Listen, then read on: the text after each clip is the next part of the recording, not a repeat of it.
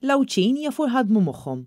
Din kienet it-tweġiba illi tagħna il-Ministru Awċi Anton Refolu meta Net News saqsih x'reazzjoni kellu mill-Awċin għal mod illi bih id-deputati Laburisti ivvutaw nhar it-tnejn li għadda meta ġiet qudiemhom l-emenda li se twitti triq sabiex l-abort jidħol f'pajjiżna. Ma dan l-istazzjon Anton Refolu baqa' jirrepeti ir-retorika tal-Partit Laburista illi ġiet miċħuda ripetutament mill-esperti u ders komdu jgħidilna x'qalulu l-Awċin wara li hu stess ivvota favur din l-emenda. X'reazzjoni jitkellek mill-Awċin wara l-vot li ttieħed nhar it-tnejn fl-emenda li tressaq il-Gvern? Il-vot ta' nhar it-tnejn li għadda huwa vot favur il-ħajja, kif jaf kulħadd. Mhuwiex vot favur l-abort. L-abort kien għadu u se jibqa' kontra l-liġi.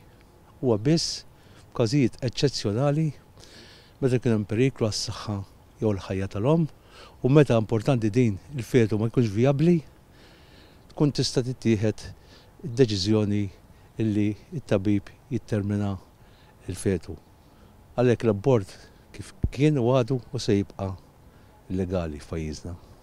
Ma ġibniex imma x'reazzjoni tkellek mill-Awċin fuq il-vot li teħed it-tnejn li għadda?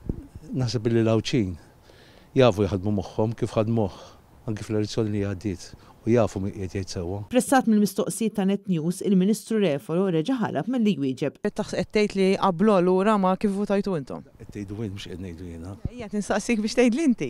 Grazzi. It-tnejn li għadda deputati tal-Labor ivvutaw favur il-liġi għat-terminazzjoni ta' tqala kif proposta mill-Prim Ministru Robert Abela, proposta li kif inhi miktuba mijiet ta' esperti mediċi, legali u anke akademiċi iddeskrivew bħala waħda li se tkun qed iddaħħal l-abort mill-bib ta' wara. Min-naħa l-oħra d-deputati kollha tal-Partit Nazzjonalista waslu messaġġ b'saħħtu kontra l-abort u favur il-ħajja, kif kollha ivvutaw kontra din il-liġi li ressaq Robert Abela. Wara dan il-vot fit-tieni qari fadal li l-liġi tmur fi stadju ta' kumitat fejn hemm jistgħu jsiru ċerti emendi.